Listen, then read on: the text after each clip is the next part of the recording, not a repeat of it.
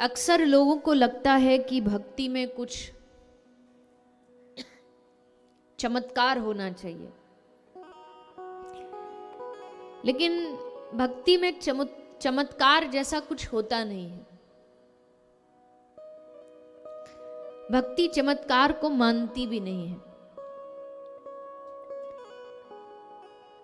कोई मन में ये भ्रम रखे कि कोई ऐसा आदमी हो पलट के हमको देखे और सबरे दुख दूर हो जाएं, ऐसा कोई चमत्कार हो जाए, ऐसा कभी नहीं होता। किसी में ये सामर्थ्य भी नहीं होती कि वो आपके दुख को किसी चमत्कार से दूर कर दे। ये सामर्थ्य तो अगर है तो भगवान में है या आपके खुद के भजन में है। तो बोले फिर ये जो हम सुनते हैं, महाभारत की कथा सुन लो, भागवत की कथा सुन लो, रामायण की कथा सुन लो, ये जो भगवान करते हैं अपने भक्तों के साथ, क्या ये चमत्कार नहीं? बोले नहीं। दुनिया की नजरों में चमत्कार हो सकता है, पर भक्तों की नजर में चमत्कार नहीं, ये विश्वास है। भगवान पे भरोसा करोगे, भगवान पर विश्वास करोगे, तो भगवान उस विश्वास को कभी टूटने नहीं देते। उसके लिए भगवान को कुछ भी करना पड़े भगवान करेंगे, पर विश्वास नहीं टूटने देंगे। और फिर भगवान उस विश्वास को न टूटे इसलिए कुछ ऐसा कर देते हैं जिसको फिर लोग चमत्कार समझने लगते हैं या उसको नाम दे देते चमत्कार का। द्रौपदी की साड़ी का कोई अंत नहीं मिला, चमत्कार तो है, पर भक्त इसको चमत्कार की गिनती में नहीं गिनते हैं। वो किसकी गिनती में गिनते हैं? द्रौपदी का भरोसा था, द्रौपदी को विश्वास था कि मेरे कृष्ण के होते कोई मेरी इज्जत, मेरी लाज उतार सके, इतनी किसी में सामर्थ्य नहीं है, इतनी किसी में हिम्मत नहीं। तो ये भक्त का विश्वास होता, भरोसा होता, चमत्कार नहीं होता है। एक कहावत है, चमत्कार को नमस्कार। अजी क्यों चमत्कार को नमस्कार?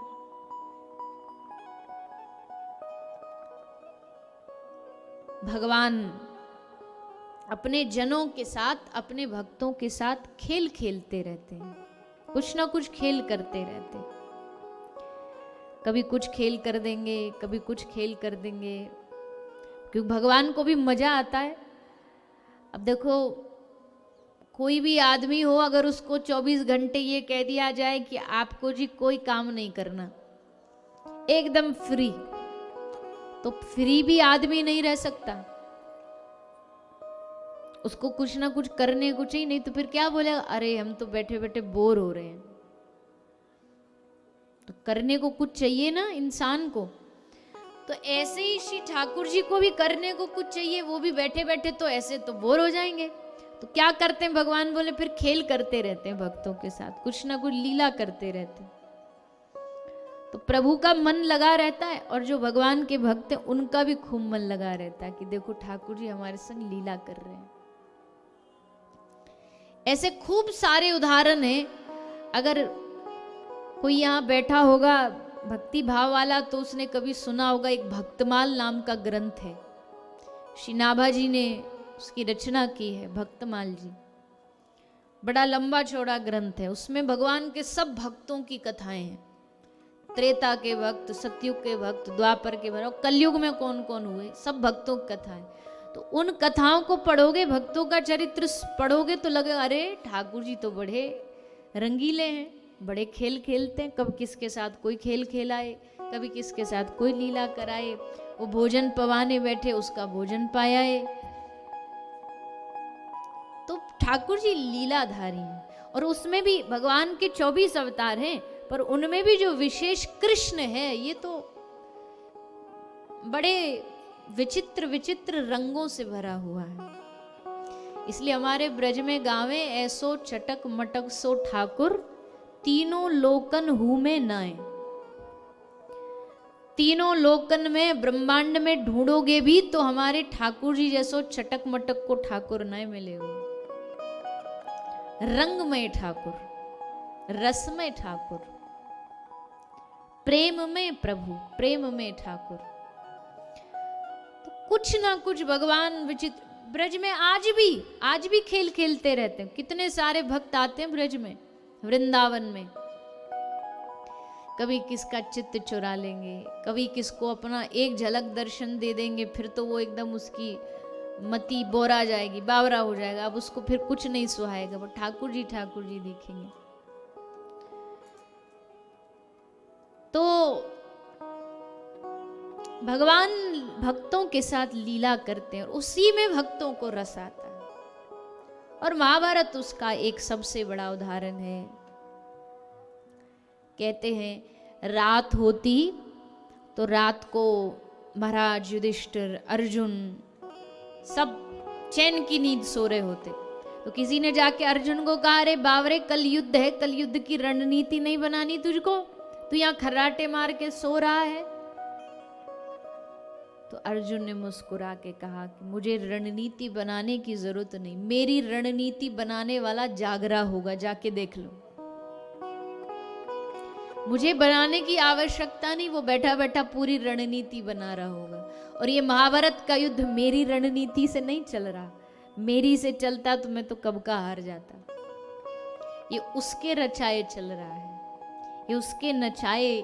वो जहां अपनी निष्ठा उनकी अपने साथ है। कौन ऐसा है जो हनुमान जी के भजन से वंचित रहे? पर हम मन गढ़ंत कुछ भी बात बना लेते हैं। जो यह पढ़े हनुमान चालीसा, अब उसमें तो ये नहीं कहा कि जो पुरुष पढ़े हनुमान चालीसा, उसमें तो ये कहा ना जो ये पढ़े। अब वो कोई भी हो सकता, अगर नारी नहीं पढ़ सकती तो गोस्वामी जी क्यों लिखते ये शब्द, जो यह पढ़े। हर कोई इसका अधिकारी है, हर कोई पढ़ने का अधिकारी है। मन चली भक्ति नहीं करनी चाहिए, मन मानी मन मर्जी की भक्ति नहीं करनी चाहिए। तो महाभारत बड़ा अद्भुत ग्रंथ है। महाभारत हमारे विश्वास को बढ़ाता है। एक एक प्रसंग बताता है कि जब पांडवों को लगा कि अब तो गई हमारी गाड़ी, एकदम गड्ढे में गई, अब नहीं बचने वाले हम, सोई ठाकुर जी आकर के उनके गाड़ी को संभाल लेते हैं। जब द्रौपदी को लगा कि साड़ी की अंत आ गया, और पुकारा गोविंद द्वारिका वासिन कृष्ण गोपी जनप्रिय कौरवई परभूतानाम किम ना जाना शिकेशवम, तो ठाकुर जी आ गए, लो हम बचाएंगे। और जब बचाने पर वो उतर आए ना, तो सारी दुनिया भी लग जाए तुम्हारा बिगाड़ने का, तो बाल बांका नहीं कर सकती है। किसी ने सच कहा, तुम ऊपर वाले से अपना रिश्ता मजबूत रखो, जमीन वाले तुम्हारा कुछ नहीं बिगाड़ सकते। पर वहां हमें विश्वास ही नहीं, भरोसा ही नहीं है, बार बार भरोसा हट जाता है। जरा सा कोई काम बना नहीं भगवान से तो विश्वास हट जाता है, भरोसा हट जाता है। पूर्ण भरोसा होना चाहिए भगवान के ऊपर। तो ऐसा करते करते भगवान ने पांडवों को विजय दिला दी, पांडवों को विजय प्राप्त हो गई। राजा परीक्षित राजा बन गए, लेकिन फिर एक संत का अपराध हो गया। इस दुनिया में जानते हो सबसे बड़ा पाप क्या है? इस दुनिया में सबसे बड़ा अपराध क्या है? किसी भगवान के जन, भगवान का कोई भक्त हो या कोई संत हो, उनका अपराध कर देना, उनका अपमान कर देना, भगवान के अपराध से भी बड़ा है। ये बात मैं नहीं, भगवान कह रहे। भगवान कह रहे मेरा अपराध करोगे ना तो मैं माफ कर दूंगा, पर अगर मेरे किसी भक्त का अपराध किया, किसी साधु संत के बारे में गलत बोले, तो तुम्हारा नहीं बल्कि कह रहे ठाकुर जी कुल समेत जड़ से तुम्हारा विनाश हो जाएगा। और संतों का अपराध आजकल लोग बहुत करते हैं, बहुत करते हैं। बोले नहीं नहीं, हम तो किसी साधु का अपराध करते नहीं, पर ये जो जीभ से बोल देते हो साधुओं के बारे में, ये भी तो पाप है, ये भी तो अपराध है। अरे ये तो आजकल साधु सब ढोंगी होते हैं, हो गया अपराध बस इतने में ही। कर लो, जो थोड़ा बहुत भजन कमाई करी होगी सोई मिट्टी में मिल गई। भगवान कहते अच्छा मेरे जनों को ऐसा बोलता है, साधु ढोंगी। साधु का अपराध बड़ा भयानक होता है। हमारे गोवर्धन में एक कथा आती है गौड़िया संप्रदाय की। एक षड गोस्वामियों में से एक गोस्वामी है श्री रूप गोस्वामी। तो वो गोवर्धन में बैठ कर के भगवान की लीला का चिंतन कर रहे थे, लीला का ध्यान कर रहे थे। कुछ कुछ लीला का ध्यान कर रहे थे कि आज राधा कृष्ण की नौका विहार हो रही है, तो करते करते आंखें बंद थी और ऐसे ध्यान कर रहे थे। अब उन्होंने देखा कि ठाकुर जी ने राधा रानी के साथ कुछ नटखट लीला करी, कुछ नटखट लीला करी, तो उसको देख करके गोस्वामी जी को हंसी आ गई, तो हंस दिए। और वो लीला देख रहे थे, लीला देखते देखते हंस दिए। तो वहीं सामने से एक वैष्णव जा रहे थे जिनका नाम था खंजन दास जी। वो वहां से निकल के जा रहे थे और खंजन दास जो थे वो विकलांग थे, तो जब चलते थे तो एकदम टेढ़ा टेढ़ा चलते थे। तो जैसे खंजन दास जी वहां से उनका निकलना हुआ और इनका हंसना हुआ। ये हंस तो यूं रहे थे ठाकुर जी की लीला देख के, और खंजन दास जी को लगा हमारी विकलांगता पे हंस रहे हैं, हम टेढ़ा टेढ़ा चल रहे इसलिए हमारा उपहास उड़ा रहे, मजाक उड़ा रहे। सो ये हो गया वैष्णव अपराध, भक्त अपराध। अब गोस्वामी जी भजन करने बैठते, आंख बंद करके चिंतन कर, ठाकुर जी दिखते ही नहीं। वैष्णव अपराध कितना सूक्ष्म होता है ना, ये कथा बताती है कि अब आंख बंद करके देखें, दिखे ही ना भगवान। बार बार फिर कोशिश करते, फिर ना दिखे। तो किसी अपने और साथ के साधुओं से जाकर कहा महाराज ऐसी ऐसी हमारे साथ तो ये गड़बड़ हो रही है। तो उन्होंने कहा तुमने किसी वैष्णव का अपराध किया जरूर, तभी तुम्हारे मन से भजन भाव सब हट गया। बोले हम कैसे पता लगाएं कि किसका अपराध, क्योंकि हमने जानबूझ के तो किया नहीं, अनजाने में हो गया तो कैसे जाने। तो साथ वाले गोस्वामी जी ने उनको सुझाव दिया एक काम करो, भंडारे का आयोजन करो और गोवर्धन के सब साधुओं को बुलाओ, सब वैरागी वैष्णवों को बुलाओ, सब आएंगे, पर जो तुमसे नाराज होगा वो नहीं आएगा। समझ लेना तुमसे उसी का अपराध होगा, वो रूठा हुआ होगा। तो गोस्वामी जी ने कहा ठीक। उन्होंने भंडारा किया, सब आए, पर उस दिन खंजन दास जी नहीं आए। तो गोस्वामी जी समझ गए कि हमसे कुछ गड़बड़ हुई, तो उनके पास गए, जाके पूछा तो उन्होंने सब बता दिया कि ऐसे ऐसे हम जा रहे थे, आप हंस दिए। गोस्वामी जी ने कहा अरे याद हो गई, हम तो ठाकुर जी की लीला को देख करके हंस रहे थे, लेकिन फिर भी हमारे उस इतने से गलती से भी लगा कि हमसे कोई भक्त अपराध हुआ, तो देखो उसका फल देखो कि हमारा पूरा भजन नष्ट हो गया। गलती से भी करने से भजन नष्ट हो जाता, तो फिर हम जैसे लोगों का क्या, जो जानबूझ के दिन रात करते रहते, किसी भी साधु के लिए कुछ भी बोल देते हैं। भैया अच्छा नहीं बोल सकते कोई बात नहीं, पर कम से कम बुरा नहीं बोली, किसी भी संत के लिए बुरा नहीं बोली। कोई ऐसा उदाहरण आ भी गया कि भाई किसी संत के व्यवहार चरित्र में कुछ गलतियां दिख भी गई, तो भी ये सोचो भगवान की लीला है कुछ ना कुछ। अभी पूर्व की कथा मैंने कहा अगर संतों में कोई कमी दिख भी रही है तो क्या सोचना चाहिए जानते हो? जैसे एक माता अपने बच्चे को खूब बढ़िया सजाती है, श्रृंगार करती है, खूब क्रीम लगाती है, पाउडर लगाती है, सर में तेल लगाती है, उसको खूब बढ़िया सुंदर श्रृंगार करती है, पर अब उसको कहीं नजर ना लग जाए उसके लिए क्या करती है? बोलिए ना। सजे धजे के ऊपर वो काला काजल लगा देती है, आंखों में लगाएगी मोटा मोटा काजल चाहिए, यहाँ काला टीका लगा देगी। वो काला टीका क्या है तो काला धब्बा, पर वो इसलिए है पहले खुद ही सुंदर बनाए और फिर उसमें काला टीका लगा दिया। क्यों? क्योंकि इसको किसी की नजर ना लगे।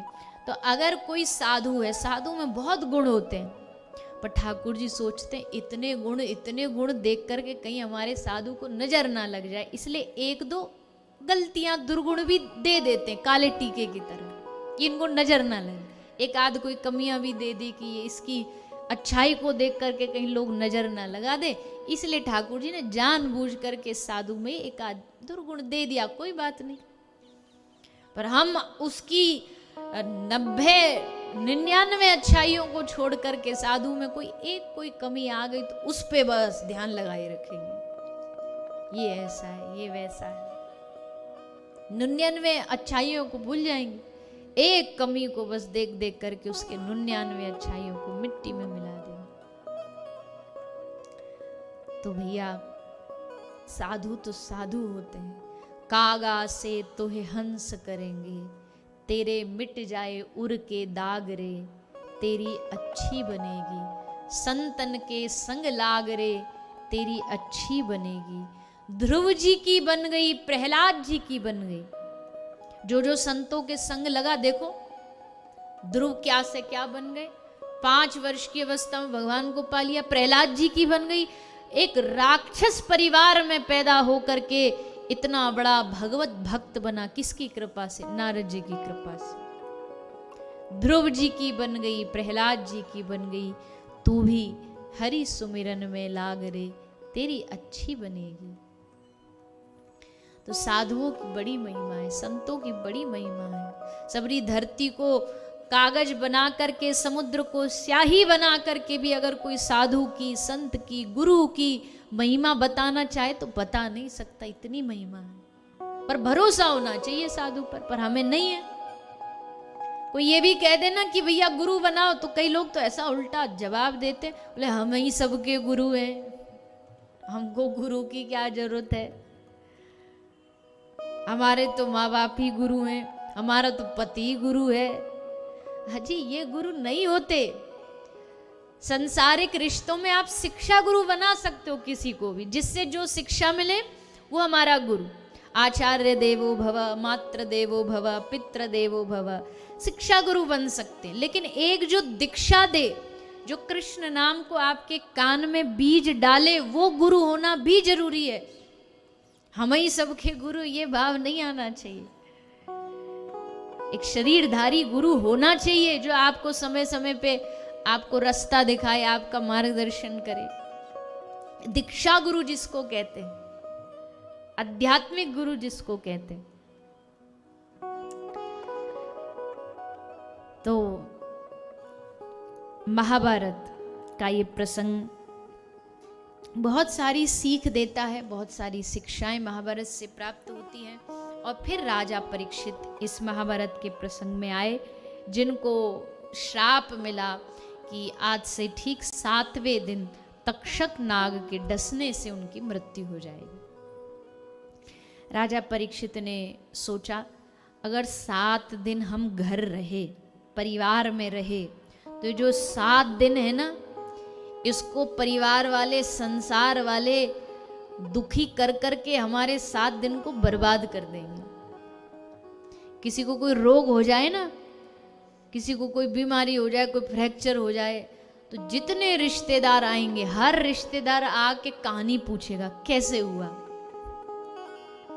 अब वो बेचारा करहा रहा है, पर कहानी सुनानी पड़ेगी, कैसे हुआ, कैसे लग गई आपको। तो बोले जी नहा रहे थे, नहाते नहाते साबुन से पांव फिसल गया। अरे राम राम राम राम, सो दिखा नहीं था आपको? बोले नहीं, दिखा नहीं था, जबरदस्ती पाम धर के हमने खुद अपनी खोपड़ी फोड़ी थी। अरे दिख जाता तो काय को गिरते वहां पे। और सांत्वना छोड़ो, सांत्वना देने के नाम पर आधी बीमारी तो आसपास वाले बढ़ा देते। ऐसे समय में परीक्षित जी ने सोचा, अगर हम घर रह गए तो आधी दुनिया तो हमें ये सुना सुना के ही मार देगी। अरे राम राम राम राम, 7वें दिन मरने वाले हो, कम से कम 7 दिन जो बचे ये तो ढंग से जी लें, ये तो शांति से, आनंद से जी लें। संसारियों के साथ रहेंगे तो उल्टे सीधे नुस्खे और बताएंगे कि 7वें दिन मरने से बचना तो ये कर लो, इतना इतने चावल दान कराओ, मुझे इस संसार में नहीं, किसी साधु के पास जाना है जो मुझे ये बताए कि 7वें दिन मृत्यु तो फिक्स है, उसको नहीं बदलना, पर अब मैं क्या ऐसा करूं जो 7 दिन में उद्धार हो जाए। भगवान की प्राप्ति करनी है अब इन 7 दिन में। अब ये सब इधर उधर की बातों में नहीं चक्कर में फंसना है। तब आए परीक्षित जी गंगा के घाट संतों के पास, और संतों के पास जैसे आए सुखदेव जी आए। सुखदेव जी से पूछा कि मरणासन्न व्यक्ति का क्या कर्तव्य है। सुखदेव जी बड़े खुश हुए, क्योंकि अक्सर मरने की तो कोई बात करता ही नहीं है। मरने की घर में परिवार में कभी भी कोई चर्चा नहीं करता। बताओ करता हो तो? मरने की कोई चर्चा करता है? और कोई बच्चा गलती से भी, घर का बच्चा खेलते खेलते कोई मरने की बात कर दे तो बड़े वाले लोग क्या बोलते, अरे बच्चे चुप, शुभ शुभ बोल, ये क्या शुभ मरने की बात कर रहा है। कैसे अशुभ हो गया मरना? तुम कोई परमानेंट कोई गारंटी कार्ड लेकर के आए हो कि तुम नहीं जाओगे दुनिया से? पर मरने पे चर्चा नहीं होती। चर्चा मतलब मरना है ये सोचते नहीं, ये तैयारी नहीं करते।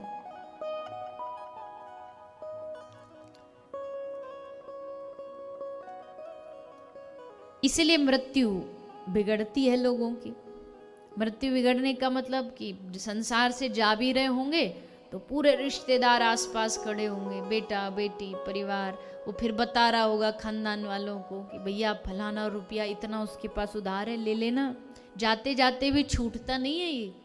कहीं कोई सोचे कि अब तो जाने वाला, अब छोड़ दो, नहीं, जाते जाते भी नहीं छूटता। क्योंकि जीवन भर नहीं छोड़ा तो फिर जाते जाते कैसे छूट जाएगा। जीवन भर अगर राम राम राम राम गाया होगा ना जिसने, उसको अंत समय में राम याद आते। जिसने जीवन भर राम राम नहीं गाया उसको राम नहीं याद आते। उसको संतान याद आएगी, उसको पैसा ही याद आएगा।